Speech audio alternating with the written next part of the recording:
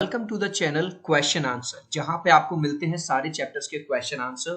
तो आज हम करने वाले हैं क्लास 12th इंग्लिश का चैप्टर नंबर 1, जिसका नाम है द लास्ट लेसन के आज हम क्वेश्चन आंसर करेंगे। तो क्वेश्चन नंबर 1 है हमारा, what was friends expected to be prepared with for school that day.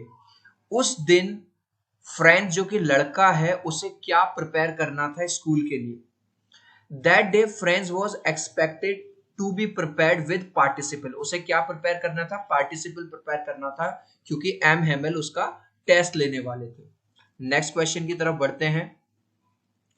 What did friends notice that was unusual about the school that day? Usual means होता है जो चीज रोजमर्रा होती है, और अनयूजुअल मतलब जो कभी हुआ ही नहीं। ठीक है, तो उस दिन अनयूजुअल क्या हुआ था? Usually when school began there was lots of noise. जब भी स्कूल शुरू होता था बहुत ज्यादा शोर शराबा होता था। Noise from the school could be heard out in the street. और जो शोर था वो इतना आता था कि जो पास वाली गली थी उसमें भी उसका शोर आता था। But that day there was no noise at all. लेकिन अनयूजुअल क्या था? उस दिन कोई भी शोर बाहर नहीं आ रहा था। Everything was as quiet as Sunday morning. और सब कुछ बिल्कुल शांत था, इतना शांत था जैसे कि संडे को जब स्कूल नहीं लगता उस दिन शांति होती है। Next, what had been put up on the bulletin board. आपको पता होगा कि कुछ ऑर्डर्स आए थे और वो किस पे लगे हुए थे? बुलेटिन बोर्ड पे लगे हुए थे। पहले मैं आपको बुलेटिन बोर्ड दिखा देता हूं जो कि चैप्टर में दिखाया गया है। अगर आपने चैप्टर पढ़ा है तो मैं इस चैप्टर का लिंक डिस्क्रिप्शन में डाल दूंगा, हमारे चैनल इंग्लिश बाबा पे है। तो क्या आया था बुलेटिन बोर्ड पे, क्या लगा हुआ था? An order had come from Berlin. Berlin से ऑर्डर आ गए थे टू टीच ओनली जर्मन, कि अब केवल जर्मन ही पढ़ाई जाएगी, जो फ्रेंच है वो नहीं पढ़ाई जाएगी in the schools of Alsace and Lorraine. क्योंकि आपको पता है जर्मन और फ्रांस में लड़ाई चल रही थी जिसमें जर्मन जीत गया था। तो जर्मनी ने क्या किया कि अब उन्होंने कहा कि भैया अब हमारी वाली लैंग्वेज पढ़ाई जाएगी तुम्हारे एल्सेस में और लॉरेन में। The Germans had put up this notice on the bulletin board. और जर्मन्स लोगों ने ये जो उस टाइम पे फेसबुक, व्हाट्सएप, न्यूज आज तक वगैरह ये तो होता नहीं था, इस तरह के शहरों के बीच में बुलेटिन बोर्ड लगा दिए जाते थे। जो भी ऑर्डर, जो भी आदेश आते थे वो यहाँ से लोगों को मिलते थे। चिल्ड्रन, अगर आप हमारे चैनल क्वेश्चन आंसर पर पहली बार आए हो तो जल्दी से वीडियो को कर दो लाइक और चैनल को कर दो सब्सक्राइब, ताकि आपसे हमारा कोई भी अपडेट मिस ना हो। Next question, what changes did the order from Berlin cause in school that day. Berlin से जो ऑर्डर आए थे उनकी वजह से स्कूल में क्या क्या चेंजेस आए। Order from Berlin cause the following changes. देखो, ऑर्डर फ्रॉम बर्लिन, मैंने क्वेश्चन के अंदर से ही मैं आंसर बना रहा हूं। ऑर्डर फ्रॉम बर्लिन ये उठा के मैंने कॉपी पेस्ट कर दिया। तो क्या क्या चेंजेस आए थे? Number 1, M Hamel wore the dress which he used to wear on special days. एक तो ये चेंज आया, एम हेमल ने उस दिन वो वाली ड्रेस पहनी हुई थी जो वो स्पेशल डेज पे पहनते थे, है ना। The whole school which use to be very noisy was very peaceful. दूसरा चेंज ये आया कि जिस स्कूल से इतने शोर शराबा, इतना नॉइज रहता था, वो स्कूल बिल्कुल शांत था। तीसरा, even the old villagers had come to attend the class that day as it was the last session by M Hamel. और उस दिन गांव में जितने भी बड़े बूढ़े लोग थे वो भी उस दिन क्लास को अटेंड करने आए थे, क्योंकि उस दिन वो आखिरी दिन था एम हेमल का। तो ये सारे चेंजेस आए थे। चिल्ड्रन, अगर आप चाहते हो हमारे अपडेट्स आपको टेलीग्राम पे भी मिले तो आप इंग्लिश बाबा 123 पे जाके हमें टेलीग्राम पे सब्सक्राइब कर लीजिए, लिंक आपको डिस्क्रिप्शन में मिल जाएगा। नेक्स्ट क्वेश्चन है, how did friends feeling about M Hamel and school change. आपको पता होगा जो फ्रेंड्स है वो पढ़ने में अच्छा नहीं था, पढ़ाई से जी चुराता था, अपने टीचर को भी पसंद नहीं करता था क्योंकि वो उसे डांटते थे, कभी कभी उसकी पिटाई लगाते थे। लेकिन उसकी जो फीलिंग है एम हेमल के लिए और स्कूल के लिए चेंज कैसे हो गई? Friends came to know that it was the last lesson by M Hamel. जैसे ही फ्रेंड्स को पता चला कि आज मेरे टीचर का आखिरी दिन है, from the next day they will be taught only German. और जब उसे ये पता चला कि अगले दिन से केवल उन्हें जर्मन पढ़ाई जाएगी, then he felt sorry for not learning his lessons properly. उसे बहुत ज्यादा दुख हुआ कि उसने अपना बहुत सारा टाइम वेस्ट किया और उसने कभी भी अपने लेसन्स नहीं पढ़े। His books which seemed burden earlier were now old friends. और उसकी वो किताबें जो उसे पहले बर्डन लगती थी, वजन लगती थी, आज उसे वो बहुत अच्छी लग रही हैं। His feelings about M Hamel also change. और उसकी जो फीलिंग है एम हेमल को लेके, अपने टीचर को लेके, वो भी बदल गई। ही forgot all about his ruler and how strict he was. और उस दिन वो सब कुछ भूल गया कि जो उसका टीचर था वो कितना रूलर से पिटाई करते थे जब उसकी, और वो कितने ज्यादा स्ट्रिक्ट थे। चिल्ड्रन, अब हम करेंगे question understanding the text. So इसमें क्वेश्चन नंबर 1 है, the people in this story suddenly realise how precious their language is to them.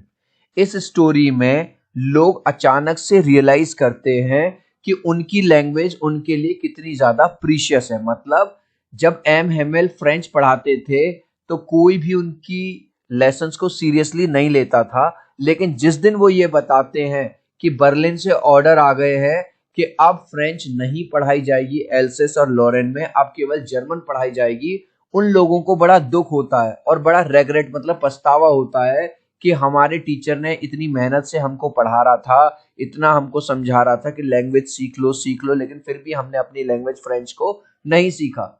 What shows you this? इससे आपको क्या पता चलता है? Why does this happen? और ऐसा क्यों होता है? ऐसा इसलिए होता है कि जर्मनी और फ्रेंच वालों की जो लड़ाई चल रही थी उसमें जर्मनी यानी प्रूशियंस जीत जाते हैं, और जर्मन क्या कहते हैं कि अब हमारी लैंग्वेज तुम्हारे यहाँ पे पढ़ाई जाएगी, तुम्हारी फ्रेंच लैंग्वेज नहीं चलेगी।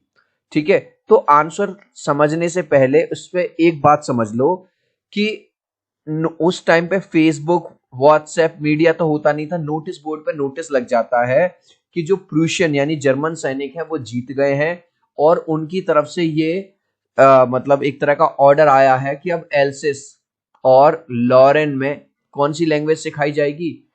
जर्मन लैंग्वेज सिखाई जाएगी। ठीक है, तो उस दिन सारे के सारे लोग डिसअपॉइंट हो जाते हैं। डिसअपॉइंट मतलब निराश हो जाते हैं कि काश, और उनको पछतावा होता है कि काश हमने अपनी लैंग्वेज पे ध्यान दिया होता। और वो जो लड़का था फ्रेंच, जो कि कभी ध्यान नहीं देता था टीचर के लेक्चर पे, उसे भी बड़ा पछतावा होता है।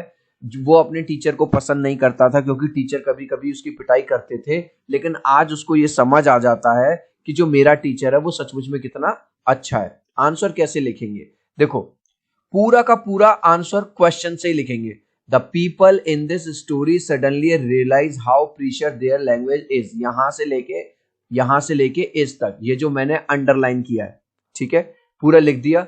When M. Hamel declares that this is going to be their last class of French, मतलब लोगों को तब रियलाइज होता है कि वो अपनी लैंग्वेज, उनकी लैंग्वेज उनके लिए कितनी प्रीशियस है, जब एम हेमल ये वाली बात उनको बताते हैं कि आज का जो लेसन है वो तुम्हारा लास्ट लेसन रहेगा। The following point show this.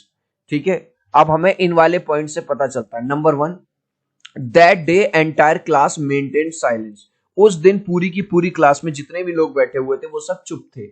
Usually classes में शोर मचता था, कोई ध्यान नहीं देता था, डिस्टरबेंस रहता था, लेकिन उस दिन पूरी की पूरी क्लास एकदम शांत बैठी हुई थी, एकदम चुपचाप बैठी हुई थी। Number 2, everyone was present in class, even senior citizens.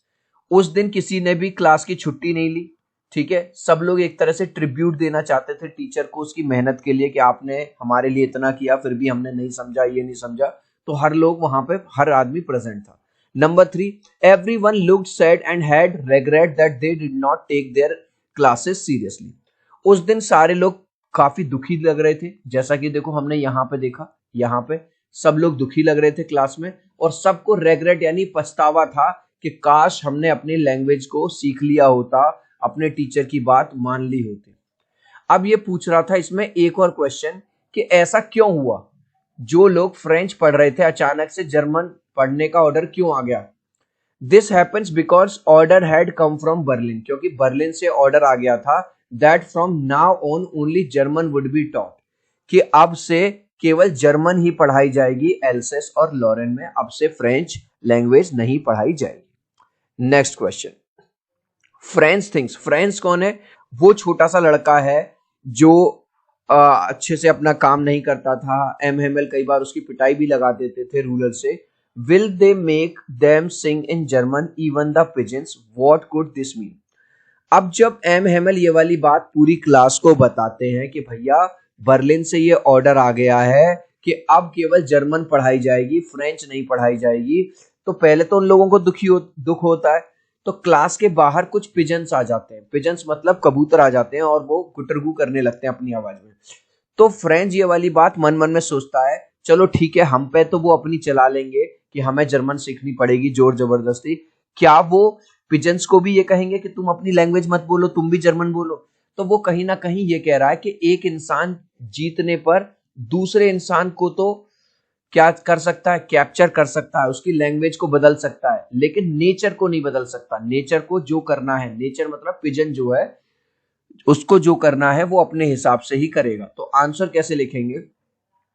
During the class last lesson French hears pigeon sound. French को अचानक से क्लास के बाहर से किसकी आवाज सुनाई देती है? कबूतर की। And he thinks whether pigeons can sing in German.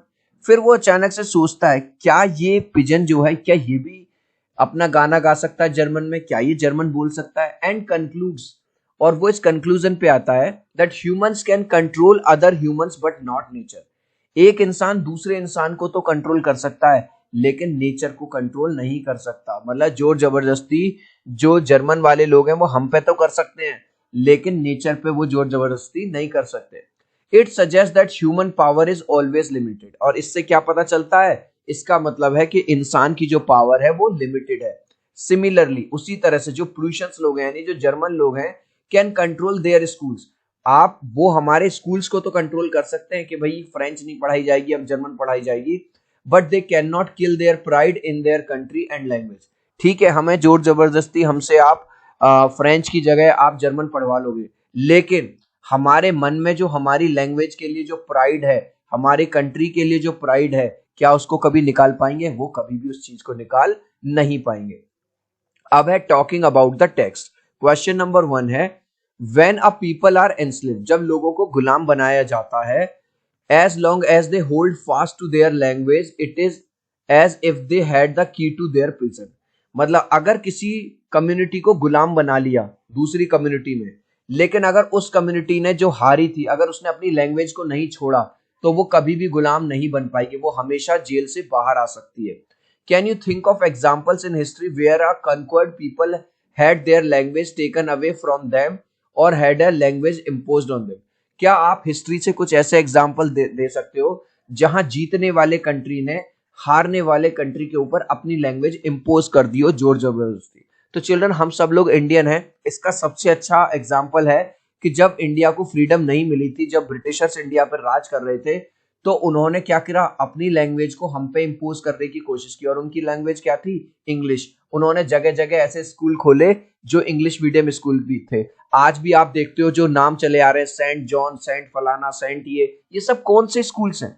ये सब पुराने मिशनरी स्कूल्स हैं। तो पहला एग्जाम्पल तो आप ये वाला दे सकते हो। दूसरा, जब चाइना ने तिब्बत के ऊपर कैप्चर किया, तो तिब्बत में कौन सी लैंग्वेज इंप्लीमेंट करी? चाइनीज। ऐसे ही जो नॉर्थ अफ्रीका है, उसमें जो मुस्लिम रिलीजन है या मुस्लिम लैंग्वेजेस है, उनको जोर जबरदस्ती इंपोज किया गया। तो आंसर कैसे लिखोगे? बस ये 4 एग्जांपल लिख दोगे। पहला तो इंडिया वाला, imposition of English in India during British rule. जब ब्रिटिश रूल चल रहा था इंडिया में, तब अंग्रेजों ने इंग्लिश लैंग्वेज को इंपोजिशन मतलब जोर जबरदस्ती लागू किया। Imposition of Chinese in Tibet, जब चाइना ने तिब्बत पे कब्जा किया तो उन्होंने चाइनीज को इम्पोज किया। Imposition of Muslim language in north Africa, north Africa पे अरब का कब्जा होने के बाद उन्होंने मुस्लिम लैंग्वेज को क्या किया? इम्पोज किया। Imposition of French in Britain, और ब्रिटेन में फ्रेंच को इम्पोज किया गया। तो बस ये 4 एग्जाम्पल आपको लिखने हैं। Next, what happens to a linguistic minority in a state? Linguistic minority का, जैसे फॉर एग्जांपल अगर पंजाबी लोग बेंगलोर में जाएं, तो क्या होगा भाई? बेंगलोर में ज्यादातर लोग या तो इंग्लिश बोलते हैं या कन्नड़ा बोलते हैं। तो अब क्या होता है? इन लोगों को प्रॉब्लम आती है ना, क्योंकि ये पंजाबी बोलते हैं। How do you think they can keep their language alive? अगर इन लोगों को दूसरे स्टेट में भी जाके अपनी लैंग्वेज बोलनी है, तो ये उस चीज को कैसे अलाइव रख सकते हैं? तो इन्होंने यहाँ पे एग्जाम्पल दिया, जैसे पंजाबी इन बेंगलोर, जब पंजाबी लोग बेंगलोर जाते हैं उनको दिक्कत आती है। तमिलियंस जो तमिल बोलते हैं वो उनको मुंबई में दिक्कत आती है, कन्नड़ा को दिल्ली में, गुजराती को कोलकाता में। सबसे पहले हम समझते हैं मेजोरिटी और माइनॉरिटी। देखो इस इमेज से समझो, इसमें ये सारे जो व्हाइट वाले हैं ये मेजोरिटी है, और ये क्या है? माइनॉरिटी। मतलब जो कम है नंबर में वो माइनॉरिटी, और जो ज्यादा है वो मेजोरिटी। ठीक है, अब जैसे मान के चलो ये पंजाब वाले लोग हैं और ये पंजाबी बोलते हैं, और ये आ जाते हैं बैंगलोर में, आ जाते हैं जहां पे कन्नड़ बोली जा सकती है। तो इन लोगों को काफी प्रॉब्लम होती है। एक तो अच्छे से कम्युनिकेशन नहीं कर पाते, क्योंकि ये कन्नड़ा बोलते हैं, ये पंजाबी जानते हैं। ठीक है, तो एक तो कम्युनिकेशन में प्रॉब्लम आती है। जब कम्युनिकेशन में प्रॉब्लम आती है तो इनको अच्छे से जॉब वगैरह में प्रॉब्लम आएगी, ठीक है। तो इसलिए ये क्या करते हैं, कई बार ये इनकी लैंग्वेज सीखने की कोशिश करते हैं, हालांकि इनका मन नहीं है, लेकिन इनके लिए एक प्रॉब्लम बन जाती है कि भाई जब तक इनकी दूसरे की लैंग्वेज नहीं सीखोगे तब तक आपको अच्छी जॉब नहीं मिलेगी, अच्छे से आपका कम्युनिकेशन स्किल नहीं हो पाएगा। दूसरा इस क्वेश्चन में ये भी पूछ रहा है कैसे ये लोग अपनी लैंग्वेज को अलाइव कर सकते हैं। तो ये लोग क्या कर सकते हैं, अपनी एक छोटी सी कम्युनिटी बना सकते हैं। जैसे पंजाबी लोग पंजाबी की छोटी सी कम्युनिटी बना लें, अपने वहां प्रोग्राम करें, है ना, गेट टुगेदर करें, ये करें, जिससे इनको उस चीज की कमी फील नहीं होगी। अब आप इसका एक एग्जाम्पल देखो बड़ा, कई बार जब बड़े बड़े प्रेसिडेंट्स, प्राइम मिनिस्टर मिलते हैं, डेलीगेट्स मिलते हैं, तो मोदी जी को इंग्लिश आती है लेकिन वो फिर भी हिंदी में बात करते हैं।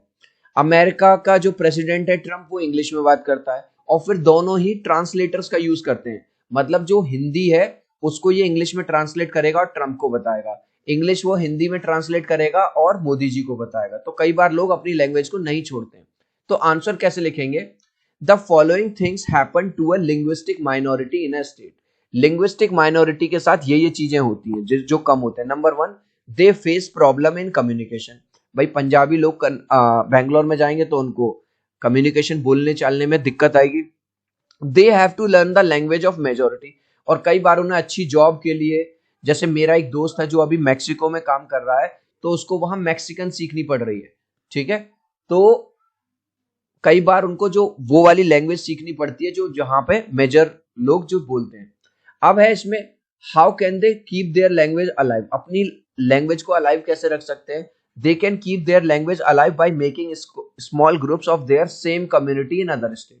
अगर वो दूसरे स्टेट में जाके अपनी छोटी सी कम्युनिटी बना ले, पंजाबी पंजाबियों की बना ले, तमिल तमिल की बना ले, तो इस तरह से वो गेट टुगेदर कर सकते हैं, मिल सकते हैं। For example, they have built a mini Punjab in Bangalore. अब पंजाबी लोगों ने क्या किया, बेंगलोर में जाके जितने भी पंजाबी लोग हैं उन्होंने अपना एक मतलब एक क्लब काइंड ऑफ बना लिया, गेट टुगेदर करने लगे, मिलने लगे, एक मिनी पंजाब बना लिया, एक मिनी चेन्नई बना लिया मुंबई में, इस तरह से।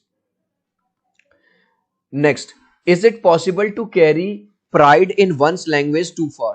क्या ये पॉसिबल है कि आप अपनी लैंग्वेज को बहुत आगे तक ले जाओ, दूसरे की लैंग्वेज को ना समझो। Do you know what linguistic chauvinism means, ठीक है। तो सबसे पहले हाँ, बिल्कुल पॉसिबल है। जैसे कई बार आपने सुना होगा जो रशिया का प्रेसिडेंट है वो रशियन में बात करता, वो नहीं बात करता इंग्लिश में, चाहे उसको लैंग्वेज आती हो दूसरी वाली। तो मतलब अगर कोई चाहे तो वो अपनी लैंग्वेज को काफी दूर तक ले जा सकता है। दूर से यहाँ पे ले जाने से मतलब है वो जो प्राइड है वो कैरी कर सकता है। ट्रम्प अपनी इंग्लिश बोलता है। Do you know what linguistic chauvinism का मतलब है कि आपको बस अपनी अपनी लैंग्वेज की पड़ी हुई है, आप अपनी लैंग्वेज को ही सुपीरियर मानते हो और दूसरी लैंग्वेज को मतलब बहुत ज्यादा एग्रेसिव हो जाते हो आप अपनी लैंग्वेज के लिए, अपनी कल्चर के लिए, और दूसरों की लैंग्वेज को उतना ज्यादा इंपॉर्टेंस आप नहीं देते हो। तो आंसर कैसे लिखेंगे, यस, बस इसका आंसर है yes, it is surely possible to take pride in one's language too far, पूरा का पूरा। For if one is fond of one's own language, अगर किसी को अपनी ही लैंग्वेज का शौक है, अपनी ही लैंग्वेज से प्यार है, तो वो अपनी लैंग्वेज को काफी आगे तक ले जा सकता है। अब ये पूछ रहा है कि आपको लिंग्विस्टिक चोविनिज्म का मतलब पता है। हाँ, linguistic chauvinism refers to a person excessive pride, जब उसको बहुत ही ज्यादा घमंड होता है, गर्व होता है अपनी नेटिव लैंग्वेज पे। इस लास्ट क्वेश्चन का आंसर आप मुझे दोगे कमेंट सेक्शन में, देखूंगा कितने बच्चे राइट आंसर देंगे।